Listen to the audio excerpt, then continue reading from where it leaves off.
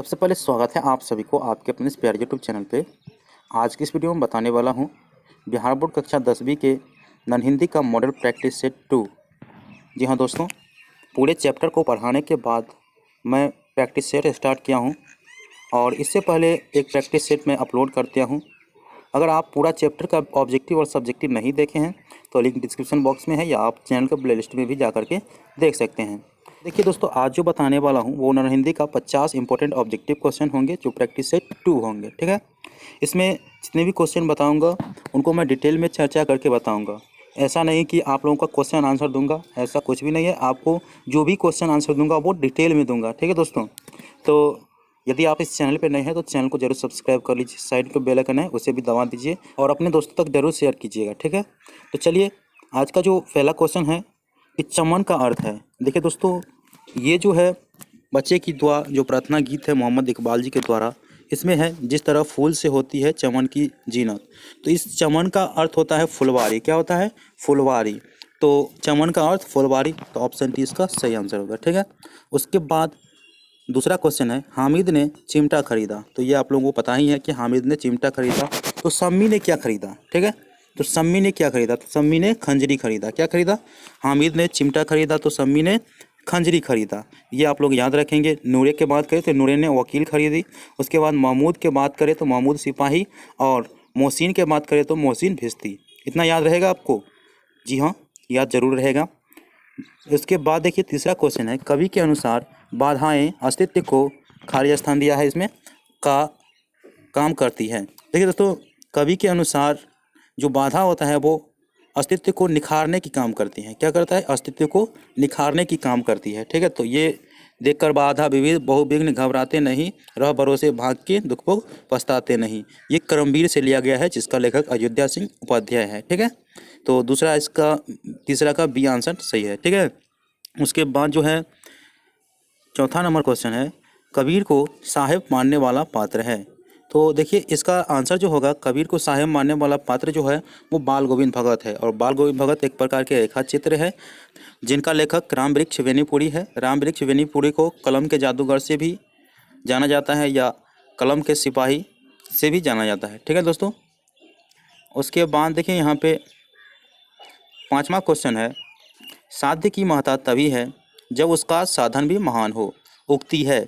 देखिए दोस्तों, ये महात्मा गांधी जी के द्वारा कहा गया है साध्य की महत्ता तभी है जब उसका साधन भी महान हो।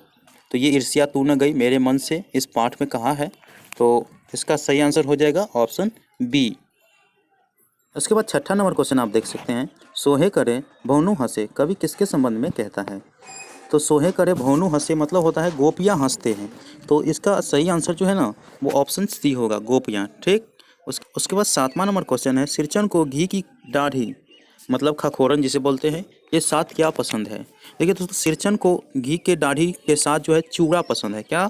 चूड़ा। तो इसका सही आंसर होगा ऑप्शन ए। उसके बाद अगला क्वेश्चन देख लेते हैं। तो क्वेश्चन नंबर 8 के बारे में बात करें तो क्वेश्चन नंबर 8 है सिरचन जाति का खाली स्थान है। देखिए दोस्तों, ये ठेस कहानी से लिया गया है। तो सिरचन जाति का कारीगर है। क्या है? कारीगर। ऑप्शन डी इसका सही आंसर होगा। ठीक, उसके बाद देखिए 9वां क्वेश्चन है दर्दमंद और वंचितों की हिफाजत का संकल्प निहित है किस पाठ में है। तो ये मोहम्मद इकबाल जी के द्वारा लिखा बच्चे की दुआ प्रार्थना गीत है, उसमें ये बात बताया गया है दर्दमंदों और वंचितों की हिफाजत का संकल्प इस पाठ में लिया गया है। तो ऑप्शन सी इसका सही आंसर होगा, बच्चे की दुआ। उसके बाद 10वां क्वेश्चन है पद्मा का संबंध है। देखिए दोस्तों, पद्मा का संबंध जो है वो कलिंग युद्ध से है। तो कलिंग इसका सही आंसर होगा। ठीक है, पद्मा के पिता अनंत नाथन सिंह था, उनका मृत्यु हो गया वो भी युद्ध में। उसके बाद देखिए यहाँ पे है 11 नंबर क्वेश्चन निंदा है। तो ये ईर्ष्या तू न गई मेरे मन से रामधारी सिंह दिनकर जी के द्वारा निबंध जो लिखा गया है उससे है। तो इसमें निंदा जो है ईर्ष्या की बड़ी बेटी का नाम है। क्या है? ईर्ष्या की बड़ी बेटी का नाम। तो ऑप्शन सी इसका सही आंसर होगा। उसके बाद 12 नंबर क्वेश्चन है मैं कहता हूँ आँखीं देखी तू कहता कागद की लेखी पंक्ति उदित है। देखिए दोस्तों, मैं कहता हूँ आँखीं देखी तू कहता कागद की लेखी, तो ये जो है कबीर के पद से लिया गया है। किससे? तो कबीर के पद से। तो इसका सही आंसर होगा ऑप्शन ए। तो कबीर के पद कुछ इस प्रकार से मेरा तेरा मेरा तेरा मेरा तेरा मनुआ कैसे एक होई रे, हो मेरा तेरा मनुआ कैसे एक होई रे। मैं कहता हूँ आँख ने देखी, तू कहता का गद की लेखी। तो इस प्रकार से है ये एक प्रकार के गीत भी है, आप सुन सकते हैं कबीर के पद का गीत। तो ये कबीर के पद से लिया गया है, तो ऑप्शन ए इसका सही आंसर है। उसके बाद 13 नंबर क्वेश्चन है, लामा संप्रदाय की शुरुआत किसने की। तो ये विक्रमशिला से लिया गया है। विक्रमशिला का जो लेखक है पाठ्यपुस्तक विकास समिति, इसमें जो है दो शख्स के बारे में बताया गया है, एक आर्यभट्ट के बारे में और दूसरा अतीश दीपंकर के बारे में। तो आप लोगों को बता दूं कि आर्यभट्ट जो है विक्रमशिला विश्वविद्यालय में पढ़ करके खगोल शास्त्री बन गए। क्या बन गए? खगोल शास्त्री। उसके बाद अतीश दीपंकर जो है वो तिब्बत में लामा संप्रदाय की शुरुआत की। तो इसका क्या होगा? अतीश दीपंकर इसका सही आंसर होगा। ठीक। उसके बाद है 14 नंबर क्वेश्चन, किताबें पढ़ने का शौक़ है किसको। तो ये दीदी की डायरी जो संजू है उससे में ये बातें बताई गई है। तो किताबें पढ़ने का शौक़ संजू को है। ठीक है, संजू जो कि 8वीं क्लास में पढ़ती थी, हंसमुख लड़की थी, उसके बारे में बात है। ठीक है। उसके बाद 15 नंबर क्वेश्चन आप लोग देख सकते हैं कि छायावादी कविता की उल्लेखनीय विशेषता है। तो देखिए, छायावादी कविता जो गोपाल सिंह नेपाली दिक के द्वारा लिखा गया पीपल कविता है वो छायावादी कविता है। उसमें प्राकृतिक चित्रण का उल्लेखनीय विशेषता है, प्रकृति चित्रण। तो ये आप लोग याद रखें, बहुत इंपॉर्टेंट क्वेश्चन है।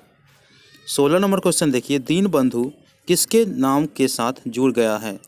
देखिए, दीनबंधु जो सूर्यकांत त्रिपाठी निराला को कहते हैं, दीनबंधु निराला, तो दीनबंधु किसके नाम के साथ जुड़ गया है। तो निराला जी के नाम के साथ दीनबंधु जुड़ गया है, क्योंकि निराला जी का नाम था सूर्यकांत त्रिपाठी निराला और उनमें लग गया कि दीनबंधु निराला, तो इस प्रकार से इसके नाम में जुड़ गया। ऑप्शन सी इसका सही आंसर होगा। उसके बाद 17 नंबर क्वेश्चन देखिए, 17 नंबर क्वेश्चन है, खेमा कितने वर्ष का दिखता था। तो खेमा जो है वो 8 से 9 वर्ष का दिखता था, इसीलिए इसका सही आंसर होगा ऑप्शन सी, 8 से 9 वर्ष का। उसके बाद जो है 18 नंबर क्वेश्चन है, अरुण कमल द्वारा रचित कविता है। ये बहुत ही अच्छी कविता लिखा है अरुण कमल जी। खुशबू रचते हैं हाथ, क्या? खुशबू रचते हैं हाथ। ये कविता जो है अरुण कमल जी के द्वारा लिखा गया है।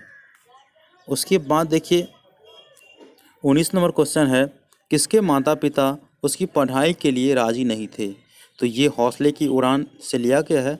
उसमें पहले पार्ट अगर पहले स्टेप पढ़िएगा तो गुड़िया के माता पिता ने उनके पढ़ाई में राजी नहीं थे, तो उनके गुड़िया के माता पिता। ठीक है, इसका सही आंसर क्या होगा? ऑप्शन सी होगा। ठीक। उसके बाद देखिए अगला क्वेश्चन 20 नंबर क्वेश्चन है, 1952 के आम चुनाव में खाली स्थान से कर्पूरी ठाकुर विजय घोषित हुए। तो भारी बहुमत से विजय घोषित हुए। तो समस्तीपुर जिला के ताजपुर विधानसभा से, समस्तीपुर जिला के ताजपुर विधानसभा से ये जो है विजय घोषित हुए 1952 के प्रथम आम चुनाव में। ठीक है, ऑप्शन ए इसका सही आंसर होगा। उसके बाद 21 नंबर क्वेश्चन है, पाठ्य पुस्तक में सुभद्रा कुमारी चौहान द्वारा रचित कविता है।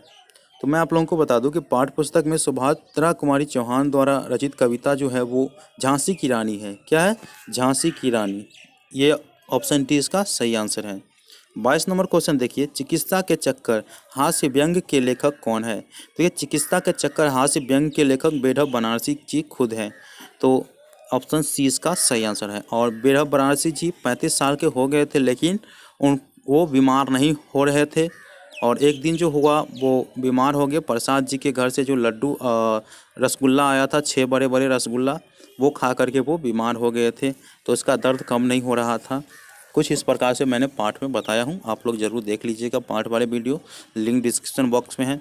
और हाँ, आप लोग ये ज़रूर काउंट कीजिएगा कि आपने 50 में से कितने ऑब्जेक्टिव का आंसर आप इस वीडियो में दे पाए हैं, उसका कमेंट में ज़रूर लिखिएगा। ठीक है। 23 नंबर क्वेश्चन देखिए, सुदामा चरित के रचयिता कौन है। देखिए, सुदामा चरित के रचयिता नरोत्तम दास जी है। सुदामा चरित एक प्रकार की कविता है जो नरोत्तम दास जी के द्वारा लिखा गया है। ऑप्शन ए इसका सही आंसर है। 24 नंबर क्वेश्चन है, राह कभी भटक गया है। राह कभी भटक गया है, तो ये लास्ट चैप्टर जो 23 नंबर चैप्टर है, राह भटके हिरन के बच्चे, उससे लिया गया है। तो राह कभी भटक गया है, तो कवि कौन था? डॉक्टर नी वियतनाम। तो इसका जो है हिरन का बच्चा कौन भटक गया था? तो हिरन का बच्चा राह भटक गया था। 25 नंबर क्वेश्चन है, वर्णों के समूह को कहते हैं, ये व्याकरण खंड से है। तो वर्णों के समूह को वर्णमाला कहते हैं, आप लोगों को पता ही होगा। वर्ण विचार अगर पढ़े होंगे, व्याकरण में फर्स्ट जो स्टेप होता है वो वर्ण विचार ही होता है। तो वर्णों के समूह को वर्णमाला कहते हैं, ठीक है। वर्ण मतलब होता है अक्षर, अक्षर के समूह को क्या कहेंगे? अक्षरमाला कहेंगे। तो वैसे ही वर्णों के समूह को वर्णमाला कहेंगे। ऑप्शन सी इसका सही आंसर है। उसके बाद 26 नंबर क्वेश्चन है, ईमानदारी खाली स्थान, ईमानदारी खाली स्थान संख्या है। देखिए दोस्तों, ईमानदारी जो है वो किसी को देखा नहीं जा सकता है। क्या? किसी का ईमानदारी देखा नहीं जाता है, वो महसूस किया जाता है, ठीक है। तो ईमानदारी जो है वो भाववाचक संज्ञा है। क्या होगा? भाववाचक संज्ञा, ठीक। उसके बाद 27 नंबर क्वेश्चन देखिए, मैं आप ही चला जाऊँगा, मैं आप ही चला जाऊँगा, मैं आप कौन सा सर्वनाम है? देखिए दोस्तों, इसमें क्या होता है कि इसका कहने का तात्पर्य है कि मैं अपने आप ही चला जाऊंगा। तो इसमें आप कौन सा सर्वनाम है? तो इसका जो सही आंसर होगा ना, वो ऑप्शन बी होगा, निजवाचक सर्वनाम, ठीक।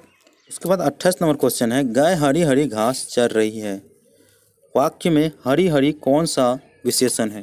तो देखिए दोस्तों, गाय हरी हरी घास चर रही है, तो घास तो हरी होता है ना, तो घास तो हरी हरी होता है, तो इसमें हरी हरी कौन सा हुआ? तो उसका गुण है, घास का गुण है हरी हरी होना, तो गुणवाचक सर्वनाम होगा। क्या होगा? गुणवाचक सर्वनाम। तो ऑप्शन ए इसका सही आंसर है। उसके बाद 29 नंबर क्वेश्चन देखिए कि संज्ञा या सर्वनाम की विशेषता बतलाने वाला शब्दों को क्या कहते हैं? देखिए, संज्ञा या सर्वनाम की विशेषता बतलाने वाले शब्द को हम विशेषण कहेंगे। क्या कहेंगे? विशेषण कहेंगे। जो किसी की विशेषता बताएं वो विशेषण होता है। ऑप्शन ए इसका सही आंसर है। उसके बाद 30 नंबर क्वेश्चन देखिए, पेड़ से पत्ते गिरते हैं, इस वाक्य में से किस कारक का चिन्ह है? देखिए दोस्तों, पेड़ से पत्ते गिरते हैं, तो ये क्या हुआ? अलग होने के सेंस में हुआ। तो अलग होने के सेंस में आपको कारक का जो 8 भेद होते हैं उसे याद रखना पड़ेगा, ठीक है। तो चलिए मैं कारक के 8 भेदों के बारे में आप लोगों को बता देता हूँ। तो कारक के 8 भेद आप लोगों को कुछ इस प्रकार से याद रखना है। कर्ता ने, कर्म को, करण से, संप्रदान के लिए, आपादान से। तो आपादान से अलग होने के सेंस में क्या होगा?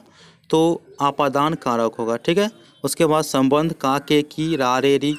उसके बाद अधिकरण में आपको में, पर, और संबोधवाचक में, संबोधन में आपको हे, भो, अरे, ये होगा, ठीक है।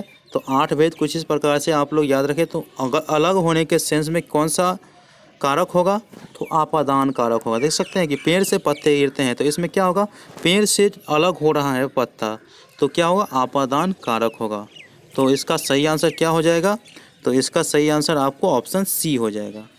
उसके बाद 31 नंबर क्वेश्चन आप लोग देख सकते हैं कि संज्ञा या सर्वनाम का वह रूप जिसके द्वारा किसी वस्तु के अलगाव का बोध हो उसे खाली स्थान कहते हैं। देखते दोस्तों, अलगाव का बोध क्या होता है? तो अलगाव मतलब होता है अलग होने का बोध। तो वो कौन सा कारक है जिसमें अलग होने का बोध हो? तो कोई संज्ञा या सर्वनाम वाले वस्तु है, तो उस वस्तु के अलग होने का बोध कौन से कारक में होता है? तो आप लोगों को जस्ट ही बताए हैं, आपादान कारक में होता है अलग होने का सेंस। तो ऑप्शन डी इसका सही आंसर हो जाएगा, आपादान। उसके बाद 32 नंबर क्वेश्चन आप लोग देख सकते हैं कि निम्न में तत्सम शब्द कौन सा है? तो सबसे पहले दिया है अग्नि, आग, डिबिया, कपूर। तो आप लोग इसमें देखिए कि डिबिया होगा कभी? डिबिया तो ये देशज शब्द हो गया। उसके बाद आग भी देशज हो गया, आग को तद्भव भी कह सकते हैं, कपूर को भी देशज या तद्भव कह सकते हैं। लेकिन अग्नि जो है वो संस्कृत भाषा के शब्द हैं, तो संस्कृत भाषा के वे शब्द जो हिंदी में प्रयोग हो उसे तत्सम कहते हैं। तो तत्सम आपको ये हो गया ऑप्शन ए में, तो अग्नि इसका सही आंसर होगा। उसके बाद 33 नंबर क्वेश्चन है, जिन शब्दों के रूप, लिंग, कारक आदि के अनुसार परिवर्तित हो जाते हैं उन्हें कहते हैं। तो आप लोग इस क्वेश्चन को सही से समझे, इम्पोर्टेंट क्वेश्चन है कि जिन शब्दों के रूप, लिंग, वचन, कारक आदि के अनुसार परिवर्तित हो जाते हैं उन्हें कहते हैं। तो ये विकारी होता है। क्या होता है? परिवर्तित हो जाए तो विकारी होगा और परिवर्तित नहीं हो तो अविकारी शब्द होगा। तो ये विकारी शब्द है जिसका रूप लिंग परिवर्तन हो जाता है, कारक परिवर्तन हो जाता है, वचन परिवर्तन हो जाता है, तो वो विकारी होता है। ठीक है, तो ये इसका सही आंसर है। 34 नंबर क्वेश्चन देखिए, सपूत में उपसर्ग है। तो सबसे पहले देखिए दोस्तों, उपसर्ग मतलब होता है कोई भी शब्द के पहले जुटा हुआ शब्द। तो सपूत, तो सपूत को देखिए अलग करेंगे तो स जोड़ पूत अलग कर सकते हैं ना इसको। तो सपूत में क्या होगा कि पूत एक अलग वर्ड है कि नहीं, अलग वर्ड है। और स अगर तोड़ेंगे तो ऐसा हो गया कि स, और स को तोड़ने के बाद पू आ जाता है, तो पूत हो गया। तो सपूत, तो इसमें स जो है उपसर्ग है, क्या होगा, स उपसर्ग है। उपसर्ग और प्रत्यय के बारे में मैंने डिटेल में बता दिया हूँ, आप लोग उसे भी देख लीजिएगा। उसके बाद देखिए यहाँ पे 35 नंबर क्वेश्चन, जो शब्दांश शब्दों के अंत में जुड़कर अर्थ में परिवर्तित लाए या परिवर्तन लाए वो कहलाता है। देखिए ये उपसर्ग में क्या होता है कि शब्द के पहले जुड़ जाता है, और प्रत्यय में जो होता है वो शब्द के बाद में जुड़ता है, मतलब अंत में जुड़ता है, तो क्या कहेगा, तो प्रत्यय कहेगा। तो आप लोग इस क्वेश्चन को इम्पोर्टेंट ही समझिए, वेरी वेरी इंपॉर्टेंट समझिए। इसमें जो शब्दांश शब्दों के अंत में जुड़कर अर्थ में परिवर्तन लाए खाली स्थान कहलाता है, तो प्रत्यय कहलाता है, प्रत्यय। ये काफ़ी बार क्वेश्चन पूछा गया है। उसके बाद देखिए 36 नंबर क्वेश्चन है, हवा का पर्यायवाची नहीं है। देखिए दोस्तों, हवा का पर्यायवाची नहीं है। इसमें ऑप्शन ए दिया है पवमान, बी में दिया है आपको वहीन, सी में दिया है वात, और डी में दिया है समीर।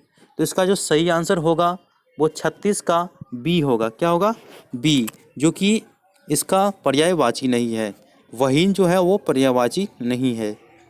उसके बाद देखिए 37 नंबर क्वेश्चन है, गंगा का पर्यायवाची शब्द नहीं है।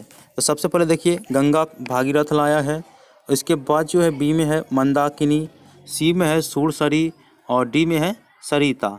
तो इसका जो सही आंसर होगा वो ऑप्शन डी होगा। क्या होगा, डी, गंगा का पर्यायवाची शब्द नहीं है, सरिता नहीं है। ठीक है, इसका सही आंसर ऑप्शन डी है।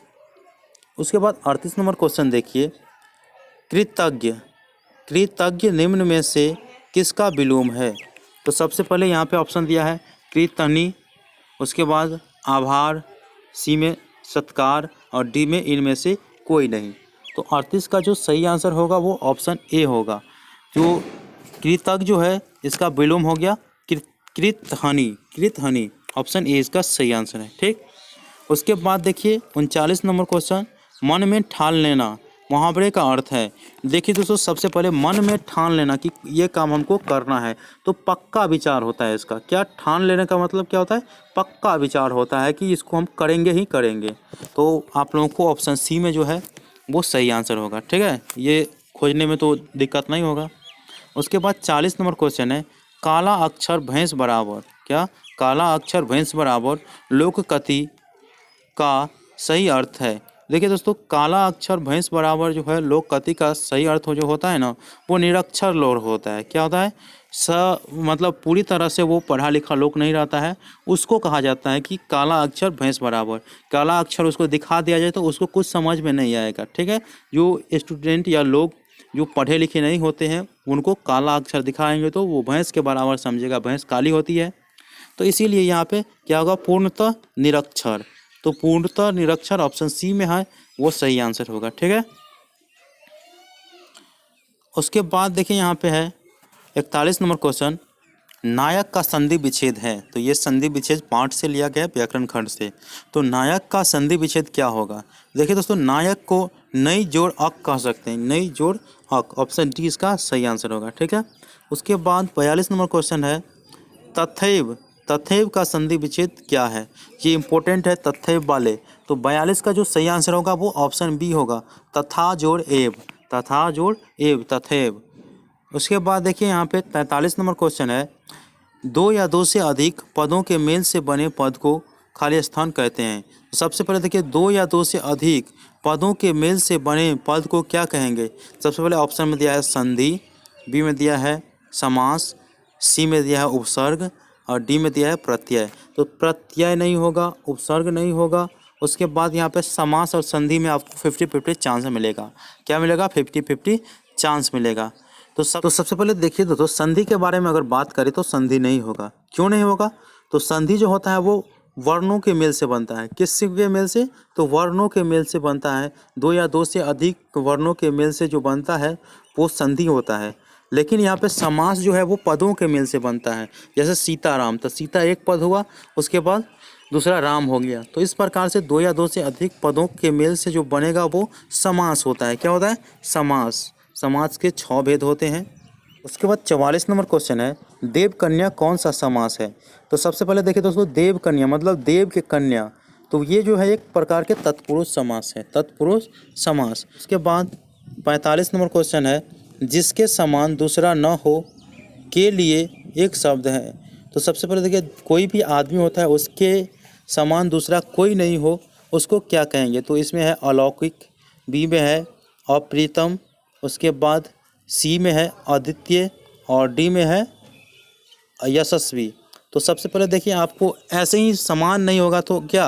अ मतलब होता है नहीं, द्वितीय मतलब दूसरा, तो अ मतलब नहीं और द्वितीय मतलब दूसरा, तो दूसरा नहीं है तो क्या होगा? अद्वितीय। तो इसका आंसर क्या हो जाएगा? 45 का अद्वितीय सी। ठीक। उसके बाद 46 नंबर क्वेश्चन है, सभापति का स्त्रीलिंग शब्द है। तो देखिए, सभापति, इसमें दिया गया है सभापत्नी, बी में है आपको सभानेत्री, इसके बाद है सी में सभानेत्री, उसके बाद डी में सभा नायक। तो देखिए, इसका जो सही आंसर होगा वो ऑप्शन सी होगा। क्या होगा? ऑप्शन सी, सभानेत्री। तो ये सभानेत्री सही है। ठीक। उसके बाद 47 नंबर क्वेश्चन के बारे में देख लिए, देह, देह कौन सा लिंग है? देखते हो, देह हमारा शरीर जो है वो कौन सा लिंग है? तो इस प्रकार से इसमें दिया है स्त्रीलिंग, पुल्लिंग, उभयलिंग और डी में है कोई नहीं। तो इसका सही आंसर जो होगा वो ऑप्शन ए होगा। स्त्रीलिंग देह क्या होता है? स्त्रीलिंग होता है। आँख क्या होता है? स्त्रीलिंग होता है। ठीक है। इस प्रकार से ऑप्शन ए इसका सही आंसर है। 48 नंबर क्वेश्चन के बारे में बात कर ले तो 48 नंबर क्वेश्चन, निम्न में कौन सा शब्द शुद्ध है? इसके बाद यहाँ पर दिया है प्रसाद, ऐसे दिया प्रसाद, उसके बाद यहाँ पे प्रसाद, इसके बाद इसमें है प्रसाद और डी में है प्रसाद। तो सभी प्रसाद आपको इस प्रकार से दिया गया है। तो कभी भी आप किसी का नाम लिखते हैं तो प्रसाद जो होता है वो ऐसा होता है। कैसा होता है? ऑप्शन बी जो देख रहे हैं आप वो सही आंसर है, प्रसाद। उसके बाद देखिए यहाँ पे 49 नंबर क्वेश्चन, निम्न वाक्यों में कौन सा वाक्य शुद्ध है? तो देखिए, ए में दिया है राजा दशरथ की 3 रानियाँ थी। तो देखिए, राजा दशरथ की 3 रानियाँ थी। उसके बाद बी में दिया है राजा दशरथ को 3 रानियाँ थी। उसके बाद सी में है राजा दशरथ के 3 रानियाँ थी। उसके बाद डी में है इनमें कोई नहीं। तो इसका जो शुद्ध वाक्य जो होगा ना वो ऑप्शन सी होगा, राजा दशरथ के 3 रानियाँ थी। इस प्रकार से होंगे। पहला का देखिए, राजा दशरथ की, तो राजा दशरथ स्त्री है या पुरुष है?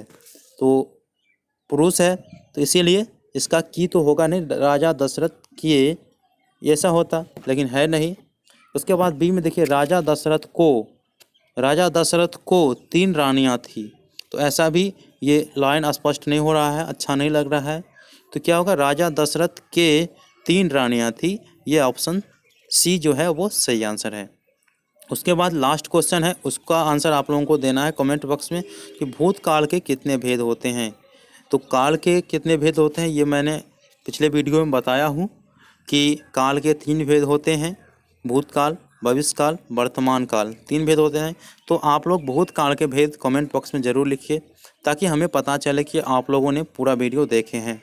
तो जानकारी अच्छा लगा और इसी प्रकार से चाहते हैं डिटेल में मॉडल सेट का प्रैक्टिस करें तो इस चैनल को सब्सक्राइब कर लीजिए। मिलते हैं अगले वीडियो में, तब तक के लिए धन्यवाद। जय हिंद, जय भारत।